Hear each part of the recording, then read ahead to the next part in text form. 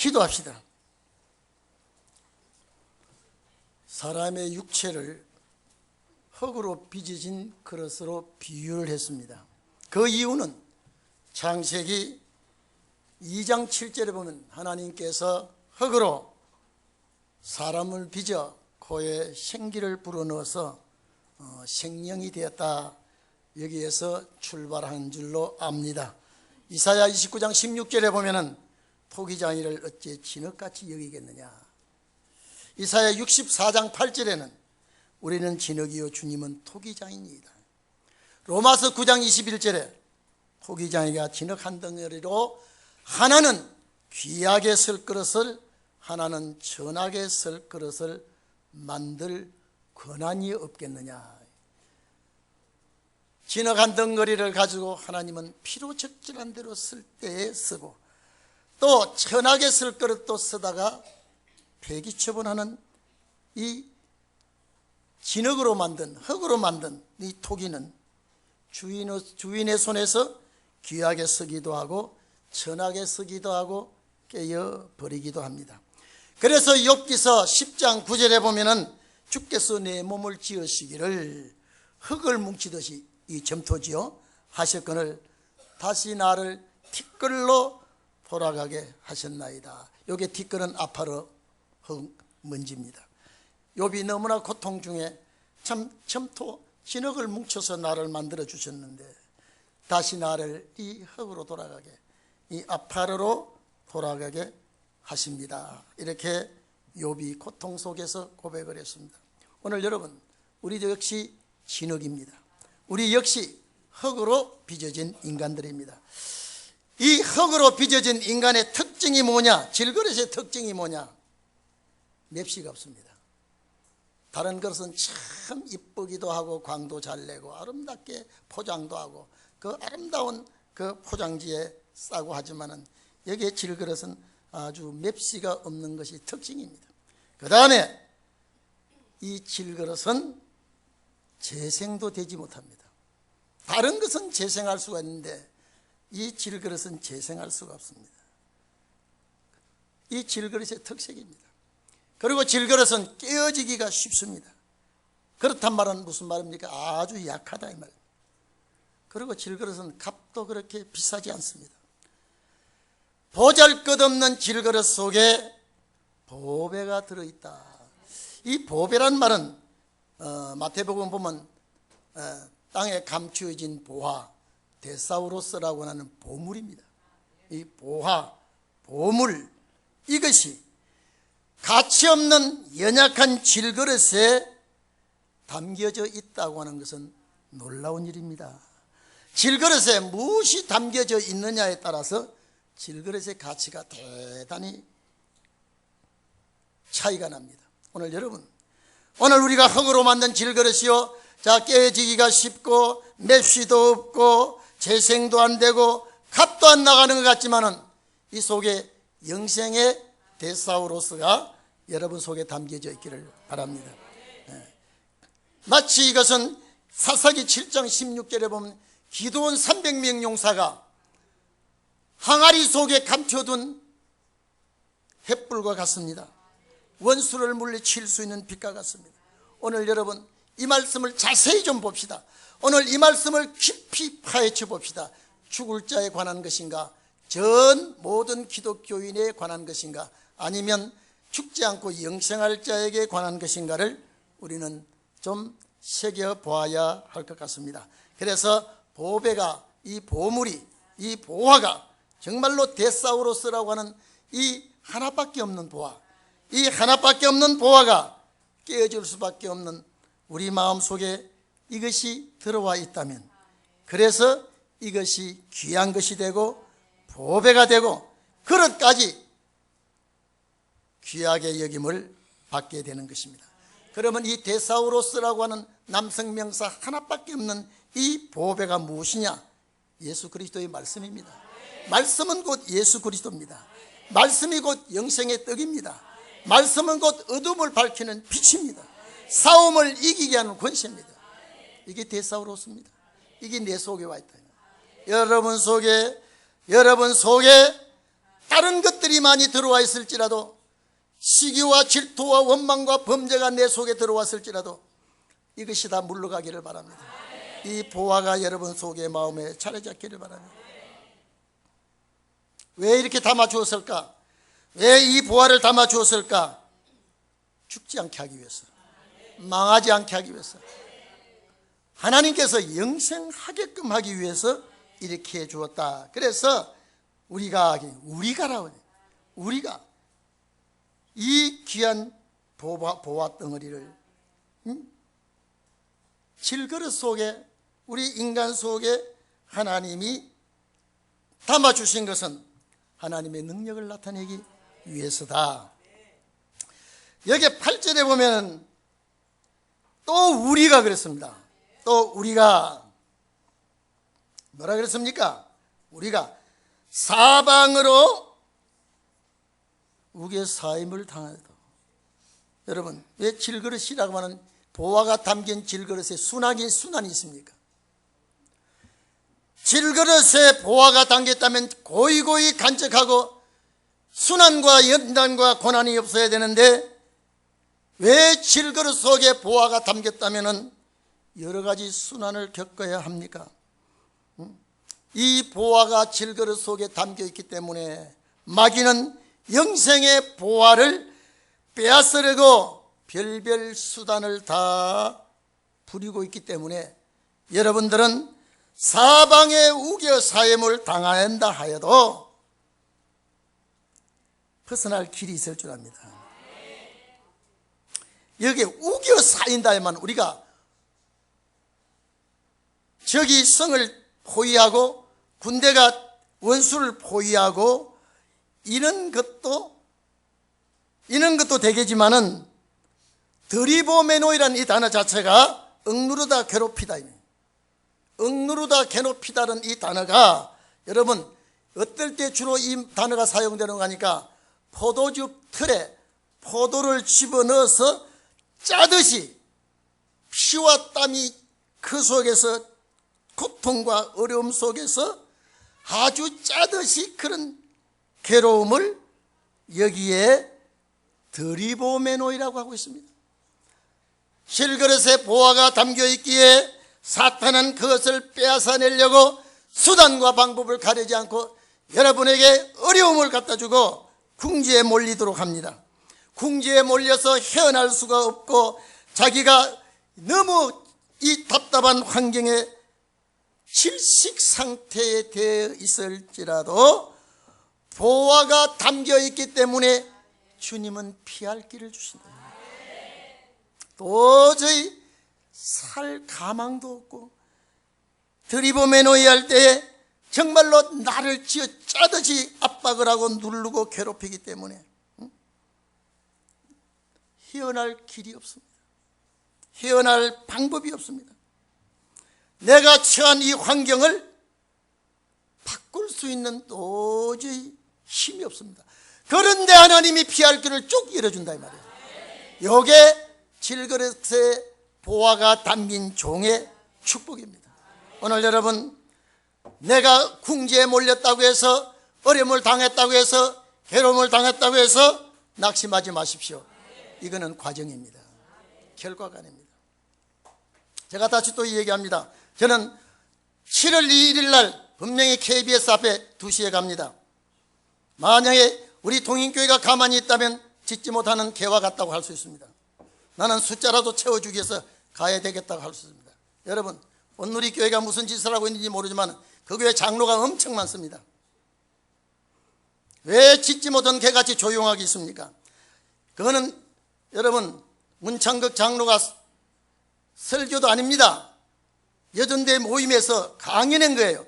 1시간 넘는 걸 3분에 축소해가지고 KBS 거짓말로 해가지고 뒤집어 엎어버린 거예요. 그런데 기독교가 가만히 있습니다.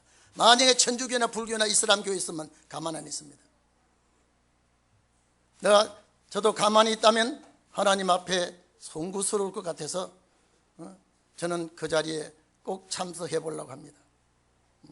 오늘 여러분, 내 속에 영생이 있다고 하면은, 내 속에 보화가 있다고 하면은 이 보화를 사탄은 어떤 방법이라도 빼앗으려고 하고 있습니다. 그러나 여러분, 아무리 사탄이 내 속에 보화를 빼앗으려고 해도, 여러분에게 시련을 갖다 주고 여러분을 어렵게 하고 환경에 답답함을 갖다 주고, 정말로 나는 왜 이럴까? 하나님이 나를 버렸을까? 하나님이 나를 왜 이렇게 궁지에 몰았을까? 해놓고도 피할 길을 열어준다고 하는 것은 하나님의 축복의 말씀입니다. 그 다음에 9절 하반절 보세요. 9절 상반절 보세요. 뭐라 그랬습니까?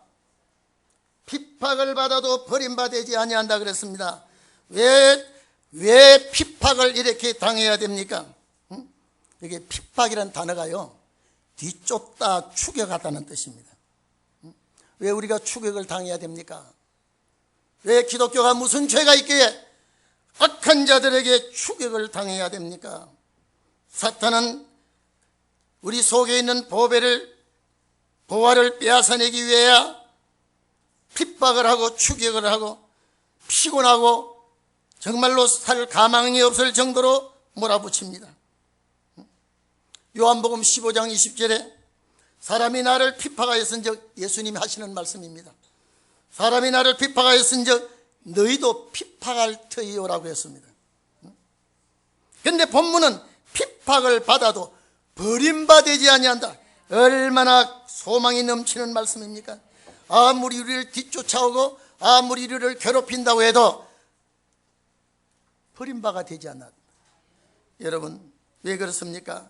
내 마음속에, 질그릇 속에 그리스도적 생명의 말씀이 들어있기 때문에 버릴 수가 없습니다. 오늘 여러분, 보화를 데사우로스를 버리는 자가 없습니다. 그렇죠? 그러면 하물며 우리 마음속에 영생의 보화가, 예수 그리스도의 보화가 담겨 있다면 하나님은 그 질그릇 안 버립니다. 절대 버리지 아니할 줄로 믿으시기를 바랍니다.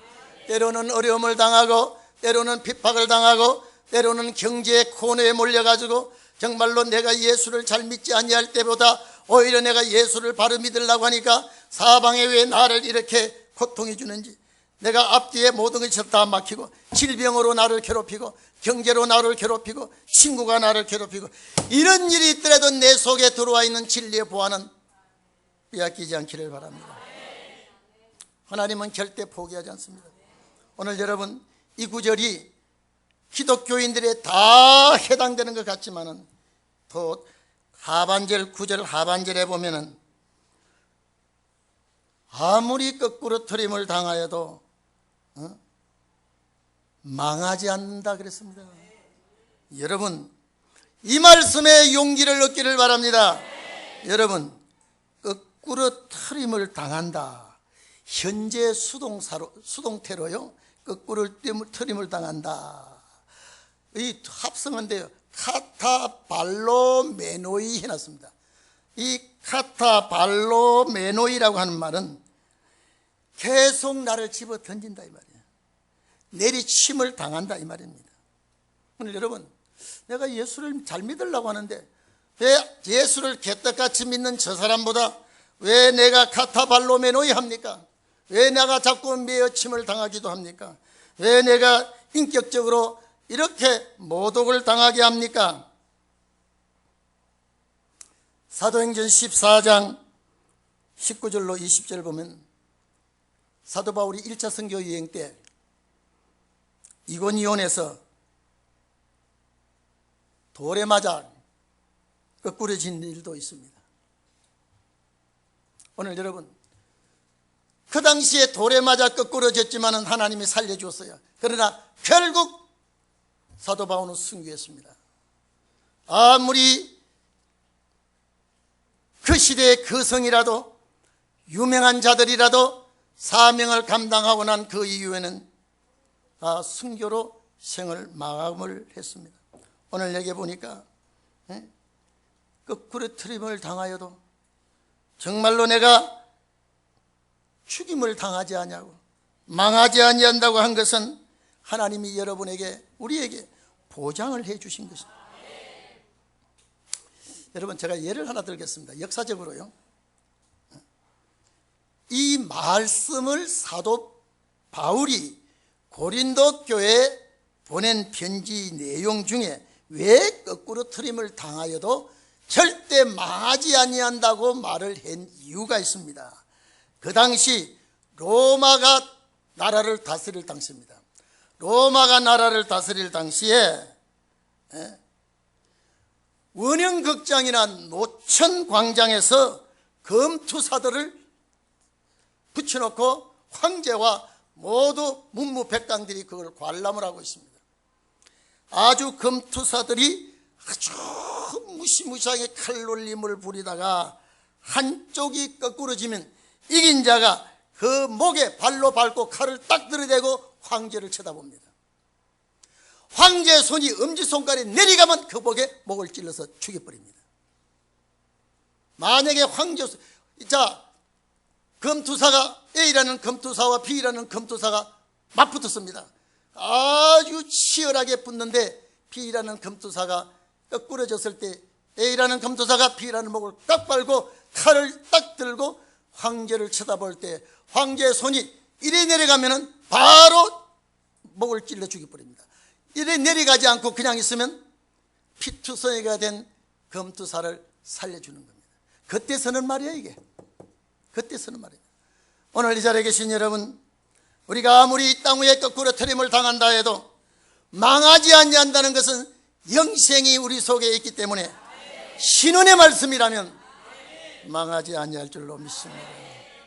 오늘 이 자리에 계신 여러분, 정말로 우리는 나 같은 이 죄인을 살려주신 주님, 전쟁 속에서 여러분, 저는 처절한 6.25 전쟁도 눈으로 친히 목격했기 때문에요.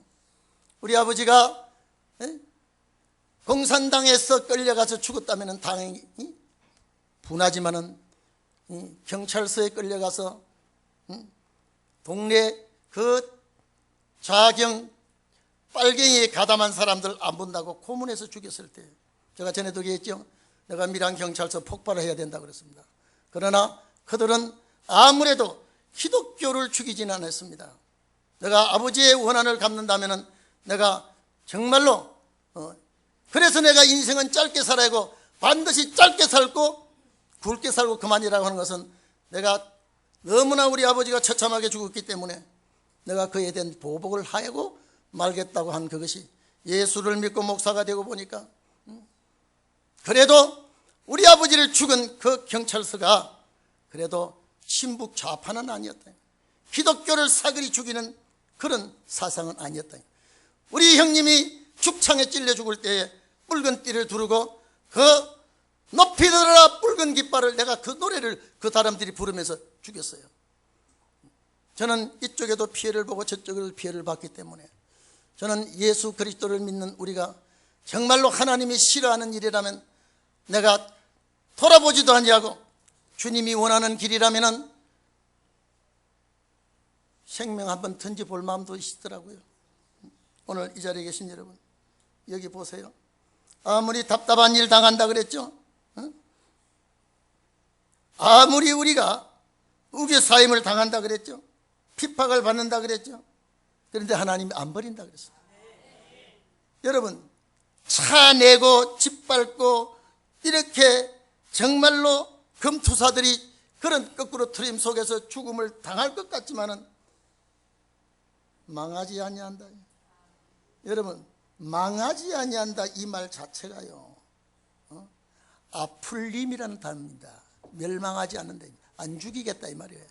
그러니까 여러분요, 이 신원의 말씀이 얼마나 좋은지 몰라요. 나는 예수 믿고 구원받은 이것으로 만족함을 알았습니다. 그런데 이제 봤더니 은혜 시대 다음에 신원의 때라는 것이 또 있고, 이 말씀을 우리 속에 받아 놓으면은 정말로 영생한다고 하는 말씀. 오늘날 기독교인들이 다 거꾸로 트림을 당하였습니다. 그리고 망하였습니다. 아플림이 됐습니다. 그러나 마지막 종들에게는 아플림이 하지 않겠다고 약속해 주신 것은 우리에게 약속인 줄로 믿습니다. 여러분, 내가 하는 것이 아니라 주님이 하는 겁니다. 내가 되는 것이 아니라 주님이 해주는 겁니다. 여러분, 예수 믿고 직분을 받았습니까? 어떤 미지근한 신앙 가지고 있습니까? 다 이제는 고쳐보시기를 바랍니다. 우리 주님 오실 때가 임박합니다. 제가 그렇습니다. 앞으로 14년 안에 에브라임이 망할 때 이 나라의 소용돌이를 여러분 생각해 봤습니까? 에브라임이 망하면 아수르가 오는 시발점이 되어진다고 하는 거 여러분 생각해 봤습니까? 은검보화를 쌓아놔도 에브라임이 망한 이후에는 우리가 정신 바짝 차려야 됩니다. 여러분, 이것이 극동아시아의 사건입니다. 왜 하나님께서 이 나라를 이렇게 보호해 주시고, 왜 일제 압제 속에서 하나님께서 1985년 8월 17일만 되면 옥에 있던 우리 기독교인들을 싹 몰살시키려고 딱 되어져 있는데, 미국에서 어디입니까? 사이판에서 비행기 2대가 떠와서 히로시마 나가사키 떨어뜨림으로 말미암아서 천황이 손을 들었습니다. 그래서 여러분, 히로시마 나가사키의 원자탄 떨어진 어느 날 떨어진 거 알지요? 해방을 우리에게 시켜준 것은 8월 15일이지만 하나님의 역사입니다. 이게 하나님의 역사라고 문창극 장로가 그 소리 하다가 친일파라고 몰렸습니다.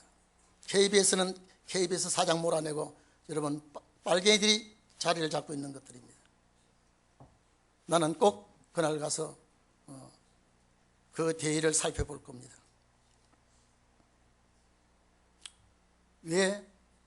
영생의 말씀이 데사우로스라는 것은 하나님께서 나에게 주신 선물입니다. 오늘 여러분, 우리 동익교회 장로님들, 권사님들, 집사님들 사상 검열 한번 해보십시오. 내 자신을 놓고 잣대를 놔보십시오. 내가 양다리 걸치고 있는 신앙인인가? 어느 쪽이 유리한가를 내가 살피고 있는, 입이 있어도 말을 못하고 눈이 있어도 제대로 바로 보지 못한다면 오늘 거꾸로 트림을 당하고 맙니다. 그런데 여기에 거꾸로 트림을 당하지 아니한다고 하는 것, 하나님의 역사가 함께하기 때문입니다. 여기에 망하지 아니한다고 하는 것, 오늘 우리에게 약속인 줄로 믿기를 바랍니다. 마지막으로 여기 이 말씀이 있습니다. 10절에 보면 예수 죽으심을 내 몸에 짊어지면 예수 안에 있는 그 생명이 내게 나타날 줄로 믿습니다. 오늘 여러분, 나를 위하여 죽어주신 주님, 내가 주님을 위해서 욕먹는 거 두려워할 거 없습니다. 내가 예수 위하여 핍박을 받는 거, 거꾸로 들임을 당하는 거, 순환을 당하는 거 두려워할 이유가 없다고 봅니다. 저는 우리 동익교회가 신앙사상으로 뭉쳐지기를 바랍니다. 참 놀라운 것은 기독교 안에 좌파 세력이 얼마나 들어와 있다는 것, 우리 목사님들 속에 들어봤습니다. 박 목사 어떻게 좌파 소리를 교회에서 할 수 있느냐? 바로 목사가 목 날아가는데, 그러면 내가 가만히 있어야 되는데 목사들 보고 그랬습니다. 목사님들, 시대가 이렇다면 짓지 못하는 개가 되어서 되겠느냐? 여러분, 기독교 죽었습니다. 지금요, 기독교 죽었어요. 지금 이 정도로 이 땅에 있으면 기독교가 죽어 있는 상태예요. 오늘 우리가 동익교회만은 살아있는 종교가 되기를 바랍니다. 예수 죽음을 내 몸에 짊어진다. 예수 죽으심을 내 몸에 짊어진다. 이 말은요, 내가 주님의 십자가를 내가 짊어질 때 내 몸에 예수의 영생하심이, 내 몸속에 영생이 들어와서 내 몸속에 영생을 몸으로 육체가 살아서 주님 맞이할 수 있도록 변화의 몸으로 만들어 주시겠다고 했으니, 여러분, 죽어서 부활하는 것보다 살아있는 이 몸이 변화하여 주님 맞이한다는 것이 얼마나 감사합니다. 여러분, 십자가의 고난이 없으면 면류관이 없습니다. 이거 아셔야 됩니다. 핍박과 환난과 어려움과 비난이 없다면, 여러분, 잘한다 좋다 그 사람 죽이는 거예요. 제가 이 설교가 세계로 나가고 있습니다. 아마 대단히 좋아하는 설교라고 하는 분도 있을 것이고, 너무 날카롭다고 비난하는 분도 있을 것입니다. 그러나 하나님이 평가할 줄로 압니다. 십자가의 고난이 없으면 면류관이 없습니다. 아무 일도 하지 않고 면류관 받아 쓸 사가 누가 있겠습니까? 그래서 사도 바울은 로마서 8장 18절에 바울이 말한 겁니다. 현재 이 땅에서 당하는 이 고난들은 장차 받게 될 영광과 비교가 안 된다. 그래서 바울은 결혼도 하지 않았습니다. 바울은 가는 곳마다 욕을 먹고 가는 곳마다 핍박을 받고 가는 곳마다 여러분 사도행전 1차 선교여행, 2차 선교여행, 3차 선교여행 보세요. 얼마나 고생한지 모릅니다. 저는 동인교회 목사로서 여러분에게 사랑을 참 많이 받습니다. 정말로 사랑 많이 받습니다. 사도 바울은 정말로 고통을 더 받았습니다. 예수님 가는 길을 그대로 따라갔습니다. 마지막 4차 선교를 가면서 로마에서 순교합니다. 오늘 여러분 기독교는 우리 순교자들의 원한을 마지막 때에 갚아야 합니다. 그런데 왜 튼튼한 그릇에 담지 않고 질그릇에 담았느냐? 왜? 주님이 하셔야 되기 때문에, 주님이 붙들어야 되기 때문에. 오늘 이 자리에 계신 여러분, 제목에 그래서 제가 질그릇에 담긴 보화의 위력이라고 했습니다. 내가 위력을 나타낸 것이 아니라 하나님의 위력이 나타납니다. 그런데 이 말씀이 귀에 들려져야 됩니다. 하나님의 말씀이라고 하는 것을. 그렇게 토기장이가, 이 토기장이가 하나님이죠. 우리를 만들 때 빈정빈정 되도록 만드는 토기장, 아주 일회용 토기장, 일회용 딱 한 번 쓰고 버리는, 누가 말하겠습니까? 그리고 생명을 바쳐 죽도록 충성하는 토기.